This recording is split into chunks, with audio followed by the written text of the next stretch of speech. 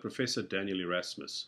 This is my first lecture, and it's going to just be an introduction to what will take place over the next 10 weeks, where I'm going to be your primary lecturer and professor. And I wanted to just make sure that you have all read what is required of you from a reading perspective. In other words, you've scanned what reading is required from you, and that you have some sort of an indication of what I'm expecting from you by way of assignments and other sundry matters. So first and foremost, your primary textbook for this particular course is the IBFD, Tax Risk Management from Risk to Opportunity. I have a hard copy of the book. It's expensive, but it is available to you at no charge from the library, which if you go through to the library, and Emmanuel Ayeni, who is assisting with the management of this particular course, will be able to show you how to access the IBFD library. And under their electronic books, this tax risk management book actually is there. To make it easier for you, I am going to download the appropriate chapters that I'm expecting you to read in preparation for this particular course. So that's your primary textbook. You don't need to buy it. You will simply be able to access it free of charge through the IBFD portal of the Thomas Jefferson School of Law Library. Then the second book that I am making reference to is one of the books authored by me called Tax Intelligence, the 7 Habitual Tax Mistakes Made by Companies. Again, this book is available for purchase from Amazon, but I have actually made an electronic copy of the book available to you free of charge. So you'll be able to download that from the course site. Then, in addition to that, I make reference at my blog is Erasmus. So Erasmus is my last name, E-R-A-S-M-U-S, Erasmus on tax, one word, erasmusontax.com. And if you go to that site, I regularly post interesting articles, surveys, information, and on the landing page, you're actually able to, after entering your name and contact details, you'll be able to download what is a summary of the 7 habitual tax mistakes that companies make. This is really more of a marketing document, but it does summarize the principles quite well. So the marketing stuff at the end, you don't really need to take account of. That's not necessary for you to know about in this course. So in addition to those particular reading materials, I'm also going to be asking you to access certain documents off the internet. And so just to explain to you the rationale behind that, one of the documents that you will have to download is a fairly lengthy document called Hungarian Tax Policies and Procedures on Tax Risk Management. This is really an example document of an extensive tax risk management process we did for a very large multinational corporation based in Hungary. I've obviously taken out their particular specific references, and you'll see there's references to Hungarian law, and all of which is not applicable to you in this course. But it is a good document for you to get to know, because 2 of your assignments are going to be off this document. The first assignment you're going to do is really short questions and answers, but the second and third assignment is going to revolve around coming up with your own tax risk management report. So I want you to be able to take the information that you're learning about, and I want you to be able to apply it in a practical manner. So this document is given to you an example. And so assignment 1, as I said, is going to be short answers and questions. Assignment 2, you're going to be asked to create a skeleton of this document. And so you can pick an anonymous client, you can pick a company that you know, you can pick your own business as the subject matter of the tax risk management report that you're going to compile. I don't really mind who you pick, but you need you can create an imaginary entity, and you're going to be asked to compile a skeleton tax risk management document as assignment 1. And then as assignment 2, we are going to assume that this company has operations in South Africa. So I want to take you away from America. And we're going to assume that this company has operations in South Africa.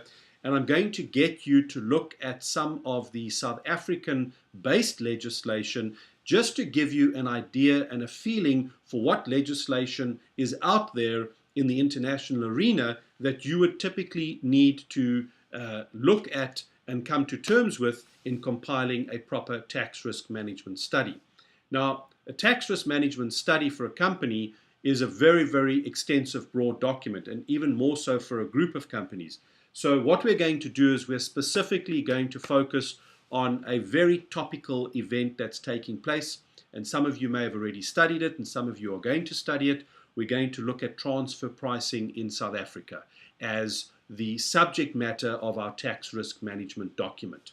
So this is not meant to be a transfer pricing course, but transfer pricing is going to make up a big component of your tax risk management process, particularly for a multinational enterprise. So we're going to go into South Africa, review some of their legislation, and that legislation which we are reviewing will be the same type of legislation that you would review in other countries.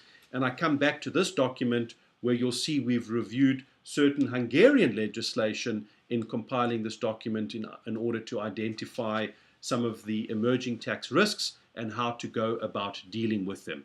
And so that will become more evident as we go through the course. So the information which you're going to be asked to go and find and look at, so just to give you some sort of indication, and you can start looking for it now if you like.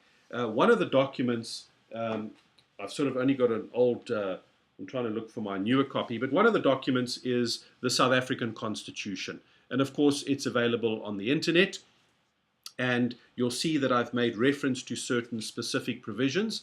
And the reason why I say the Constitution is important is because it really drives the approach to tax risk management in South Africa, which will become clear from my lectures. So when we start looking at other countries like Nigeria or Kenya or the European Union countries, we're also going to want to know what the constitution of, for instance, the European Union, I refer to the Constitution, but it's really the document that forms the basis of the European Union. And so, whatever country or region we're looking at, we're looking for something similar to a constitution so that we understand what our fundamental rights are as taxpayers, because that's going to influence the way in which we will effectively approach any type of tax risk management process, depending on what happens. So, I'm just looking at my other computer here, just to get a list of the other reading materials. Then the other important document we're going to look at is the Vienna Convention. The Vienna Convention, which deals with the interpretation and the application of tax treaties between various nation states. And so when we're dealing with tax risk management and the international arena, it is very important that we understand what the Vienna Convention says. So you can go and search the Vienna Convention, and there are specific sections that I have asked you to look at. Then I've asked you to go and find a double tax treaty between South Africa and any other country that it has a treaty with. It's got treaties with approximately 70 other countries. Don't choose the USA treaty. Take some other treaty. Take one of the African countries. And I want you to, and you'll find those treaties again by going to Google or to Bing. A useful site is the SARS site. SARS stands for the South African Revenue Service, sars.gov, G-O-V.za, SARS, SARS.gov.za, and there you'll be able to find a list of those double tax treaties.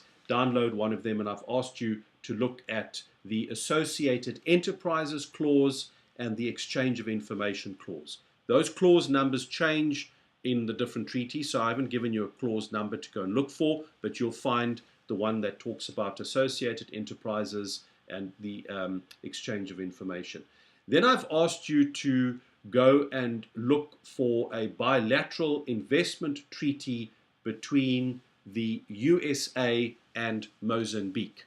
And you will see that in your syllabus there is a link to unctadxi.org. So I'm not going to read out the whole reference to you. You can find it. If you go to that reference, you will be able to see how you find different bilateral investment treaties, which are important also from a broader tax risk management perspective. And then I've asked you then to go and look for the South African Tax Administration Act of 2001. So this is a new piece of legislation. I'm just reaching down here to get a copy of mine, which I've lectured off many times in the last 2 years. And so it's got lots of annotations in it. But that's what it will look like when you find it. If you have difficulty finding it, please let your course manager know well in advance.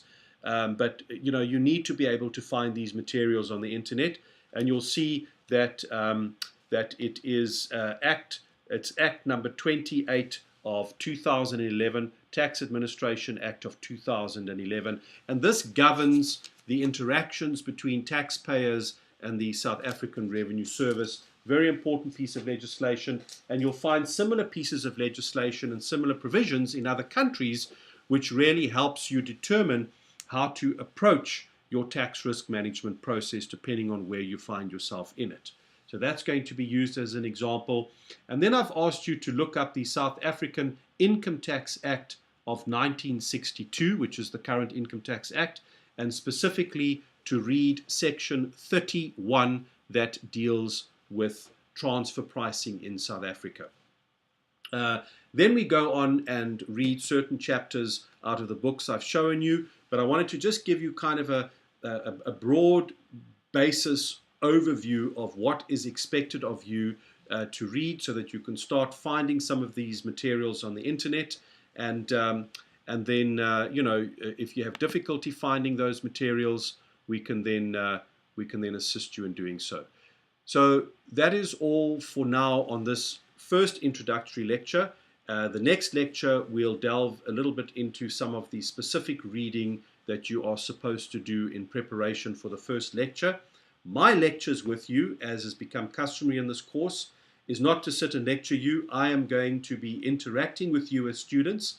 I'm going to expect that you've read your materials, and I'm going to be asking you to comment and come in and share with fellow students your views on what it is that you've read. It's not going to be me lecturing you, so please be prepared. Otherwise, you're going to find that it's going to be somewhat embarrassing, and it's not going to be conducive to the learning that we're trying to promote.